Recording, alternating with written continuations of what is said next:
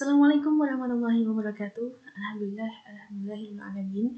Wabillahi nasta'in ala umuri dunya waddin. Assalatu wassalamu ala asyrofil anbiya'i wal mursalin sayyidina Muhammadin wa ala alihi washabihi ajmain. Amma ba'd.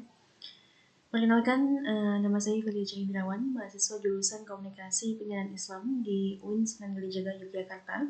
Dan pada kesempatan kali ini, saya akan menjelaskan sedikit berkaitan dengan analisis wacana kritis dari Van Dijk yang saya ambil dari sebuah artikel dengan judul Muslihat Ponpes Gontor, tutupi kematian santri dianiaya, bohongi keluarga korban pakai surat dokter. Nah, artikel ini saya ambil dari tribunmulia.com dengan penulisnya diinisialkan dan yang diketahui adalah editornya yakni Yayan Isra Rosiki. Nah, dalam kesempatan kali ini saya akan mengulas sedikit beberapa foto yang beredar di media terkait dengan kasus meninggalnya santri Pondok Pesantren Gontor. Nah, di gambar tersebut ini terdapat bapak-bapak yang memang juru bicara dari Pondok Pesantren Gontor sendiri. Kemudian ada potret ibu yang menangis, ini adalah ibu korban yang visualisasi santriwati meninggalnya ini ada di foto paling depan.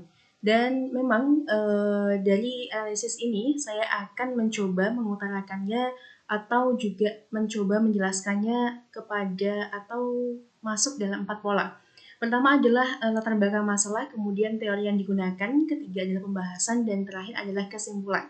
Dari latar belakang masalah, ini saya akan mengulik bagaimana ketertarikan saya selaku penulis dalam mengangkat analisis wacana kritis dari Van Dijk ini. Kemudian teori yang saya gunakan tentunya adalah teori dari analisis wacana kritis dari Van Dijk sendiri. Kemudian pembahasannya ini menitikberatkan pada dimensi yang dikemukakan oleh Van Dijk sendiri, yakni teks, kemudian kognisi sosial, dan juga konteks sosial. Dan ditutup dengan kesimpulan yakni bagaimana saya mendalami maksud inti yang disampaikan oleh penulis ataupun wartawan tadi dalam sebuah tulisan tersebut. Nah, di latar belakang masalah, ini pertama saya mengangkat 4 poin di latar belakang masalah. Pertama adalah berkaitan dengan afiliasi. Nah, bagaimana setiap media ini pasti memiliki sistem kepercayaannya sendiri-sendiri. Dan ini menentukan cara atau sudut pandang ini dengan objek yang sama. Ini pun menghasilkan ragam ideologi yang berbeda karena dipengaruhi apa? Dipengaruhi oleh pengalaman dan juga persepsi dari setiap individu tersebut. Sehingga ini pun menghasilkan tulisan yang bisa dilihat dari susunan kalimatnya. Jadi penggunaan kata ataupun kalimat tertentu ini bukan semata dipandang sebagai cara berkomunikasi saja, tetapi dipandang sebagai politik komunikasi untuk mempengaruhi opini publik. Nah, di sinilah kita bisa membongkar makna sebagai melihat dari konten tersebut ya. Jadi analisis wacana kritis khususnya dari pandangan kritis Van Dijk ini diperlukan sebab yang dibicarakan bukan hanya teks tetapi juga masuk dalam bagaimana konteksnya dan juga bagaimana kognisi sosialnya. Nah, disinilah tulisan dan juga media ini digunakan sebagai ajang untuk memperkuat legitimasi. Nah, siapa yang dominan maka akan memenangkan suatu kontestasi tersebut. Dalam hal ini, media dan tulisan ini memiliki daya guna untuk menambah relasi teman maupun juga bisa untuk menyingkirkan lawan. Jadi bagaimana ini semua bergantung pada kapitalisme yang mampu dimanajemen dengan baik. Nah, untuk kedua adalah pemaparan dari teori analisis wacana kritis Van Dijk sendiri. Dan dikenal dengan istilah kognisi sosial, ini Van Dijk memberi larangan untuk tidak mempercayai sesuatu yang muncul dari seseorang sebagai suatu kebenaran yang seutuhnya. Setiap teks yang dibawa oleh seseorang ini memiliki kognisi sosial yang sebenarnya dibangun untuk menjelaskan sesuatu, bahwasanya sesuatu terlihat tidak seperti aslinya. Nah, dalam teori ini, Van Dijk mengadopsi pendekatan psikologi sosial untuk menjelaskan proses terbentuknya suatu teks. Nah, ini Van Dijk membaginya dalam 3 dimensi atau 3 tingkatan, yakni ada teks, kemudian kognisi sosial, dan konteks sosial. Yang dari ketiganya ini melahirkan inti dari analisis wacana Van Dijk sendiri, yakni adalah penggabungan dari 3 dimensi tersebut dan memasukkannya dalam satu pemahaman. Nah, dari 3 dimensi tersebut kita coba ulas satu persatu ya. Di dimensi pertama ada teks, yakni sebuah rangkaian struktur teks dan strategi wacana yang digunakan untuk menegaskan suatu pokok pikiran tertentu. Nah, dari sini, dari teks ini, maka lahirlah kognisi sosial, yakni di mana jalannya produksi teks berita yang melibatkan kognisi atau ideologi penulis. Jadi, bagaimana penulis ini merepresentasi dari teks yang dilihatnya, atau juga bagaimana dari penulis ini menuliskan gagasan-gagasan atau ideologi yang dibawanya.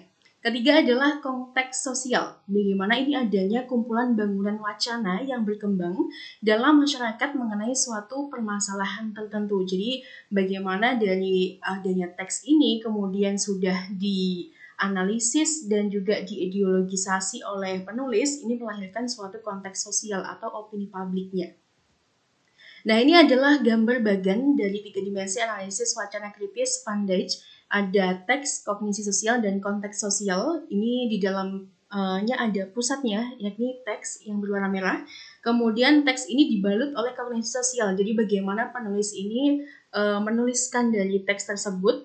Kemudian dibalut lagi bagian paling luar adalah konteks sosial. Jadi bagaimana dari teks yang sudah dibalut kognisi sosial ini melahirkan suatu opini, suatu konteks sosial yang memang ini ranahnya adalah ranah umum, ranah masyarakat. Jadi tidak ada individu lagi di sini. Nah, dari teks kemudian ada kognisi sosial dan konteks sosial, yang bagian paling banyak sendiri terdapat materi adalah di bagian teksnya, di bagian pusatnya. Jadi di bagian teks sendiri ini terdapat 3 poin. Jadi ada struktur makro, kemudian superstruktur, dan terakhir ada struktur mikro. Nah, untuk struktur makro ini dimaknai sebagai struktur yang paling luas gitu kan.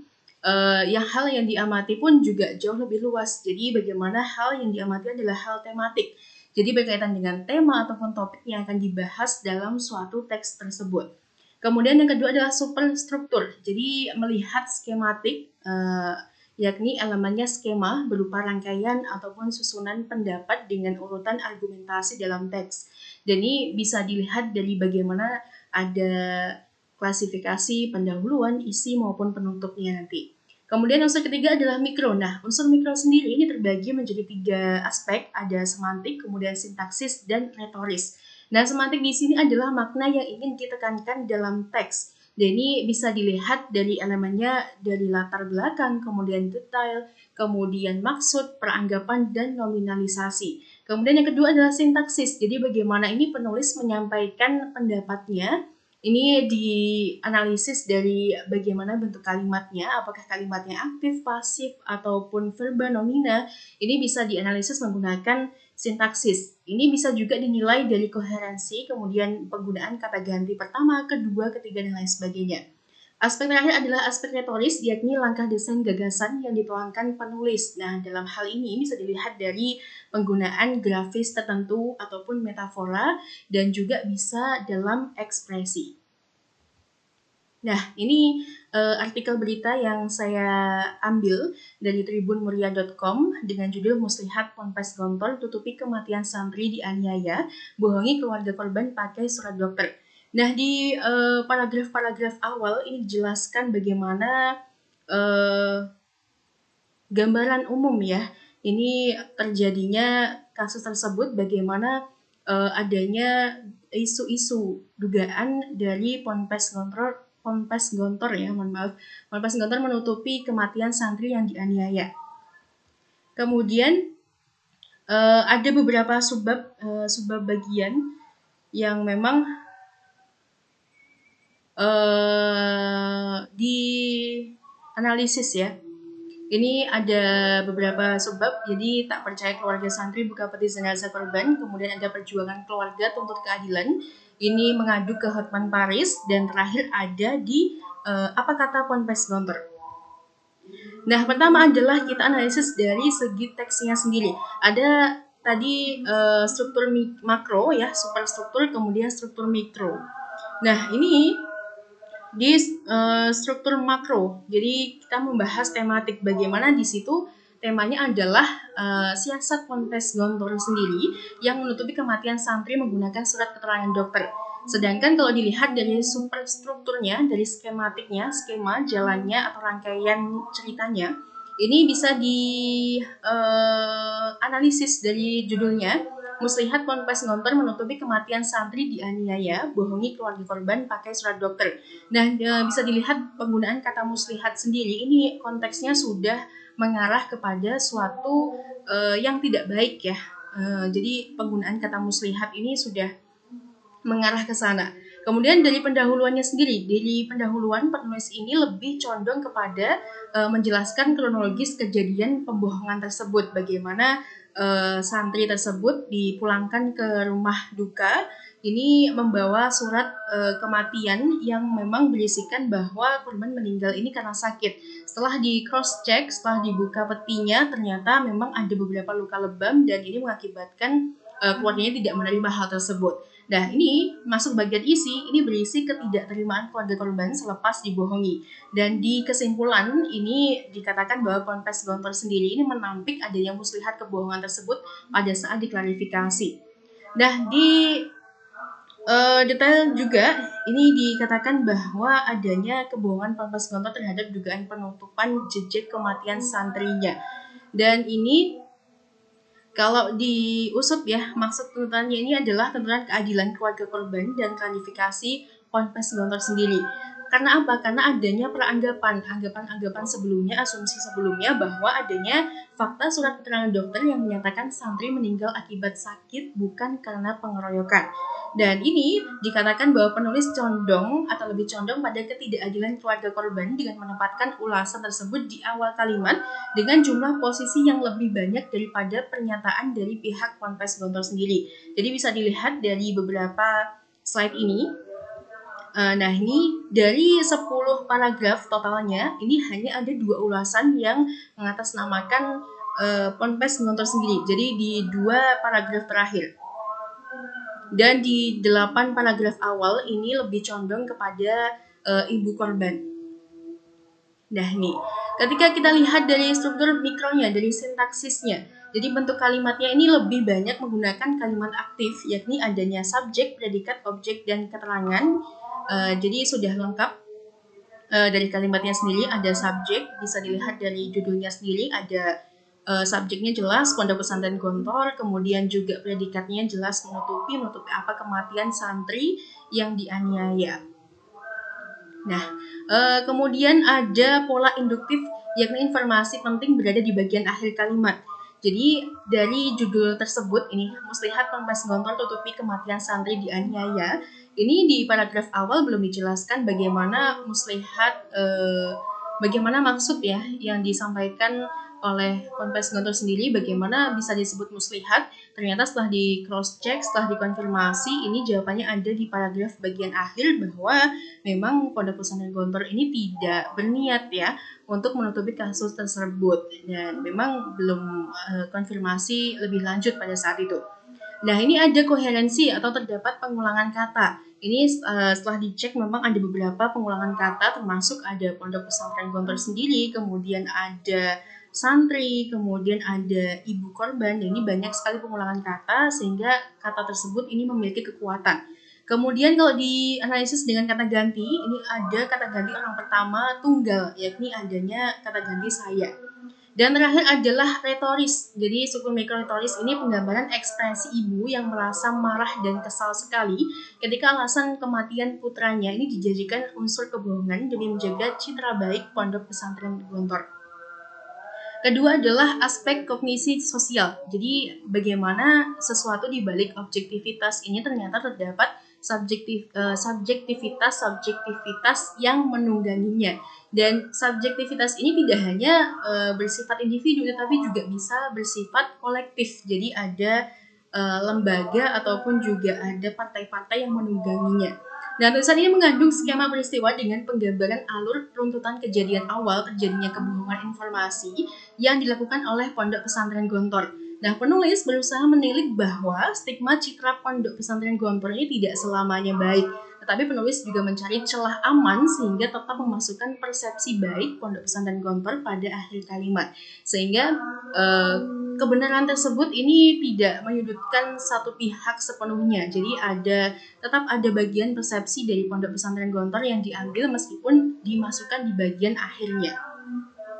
Ketiga adalah konteks sosial. Bagaimana konteks sosial ini dibagi menjadi dua bagian ya. Pertama ada praktik kekuasaan, kedua adalah akses mempengaruhi wacana. Nah, di praktik kekuasaan ini bagaimana konteks politik kekuasaan berdasarkan tulisan dari artikel ini didapatkan hasil bahwa penulis menyudutkan pihak Pondok Pesantren Gontor. Kenapa demikian? Ini saya menulis berkaitan dengan dugaan di awal. Karena apa? Karena di awal tulisan ini penulis lebih condong menggiring opini publik untuk turut berempati kepada keluarga korban yang merasa diperlakukan tidak adil oleh Pondok Pesantren Gontor. Sedangkan di bagian akhir tulisan ini penulis membuka persepsi kembali publik ya bahwa Pondok Pesantren Gontor sendiri ini tidak bermaksud untuk menutupi kejadian meninggalnya salah seorang santrinya. Jadi tidak semata-mata menyudutkan Pondok Pesantren Gontor, tetapi ada hal-hal yang diungkap juga di sana. Kedua adalah akses mempengaruhi wacana. Nah, di sini tulisan ini atau artikel ini memiliki bukti kuat adanya surat keterangan meninggal yang dikeluarkan oleh Rumah Sakit Yashvin. Nah, namun kondisi di lapangan nyatanya ini tidak sesuai. Disinilah publik mempercayai adanya dugaan taktik penutupan jejak meninggalnya santri pondok pesantren ini demi menjaga nama baik pondok pesantren tersebut, dan ini sangat disayangkan hal tersebut. Nah, dari beberapa penjelasan yang sudah Yufi paparkan sebelumnya, ini menghasilkan sebuah kesimpulan, dan ini ada 3 buah aspek kesimpulan yang Yufi rumuskan. Pertama adalah bagaimana pemenuhan dimensi. Nah, artikel tersebut ini mampu dianalisis menggunakan analisis wacana krisis dari Van Dijk, baik dari dimensi teks, kemudian kognisi sosial, dan juga konteks sosialnya. Kemudian kedua adalah bagaimana kebenaran data. Nah, artikel ini menyajikan realitas sosial dengan maksud menggiring pembaca untuk lebih selektif lagi memilih pondok pesantren yang tepat untuk anak-anaknya, alih-alih hanya sekedar menitipkan anak di sebuah lembaga pendidikan. Dan aspek terakhir di kesimpulan adalah politik komunikasi. Nah, artikel memiliki fokus pandang pada keluarga korban dengan memasukkan porsi data yang lebih banyak daripada pernyataan dari Pondok Pesantren Gontor sendiri. Namun, penulis menjatuhkan citra Pondok Pesantren Gontor dengan cara yang sejauh ini aman, sehingga terkesan tidak menyudutkan pihak manapun.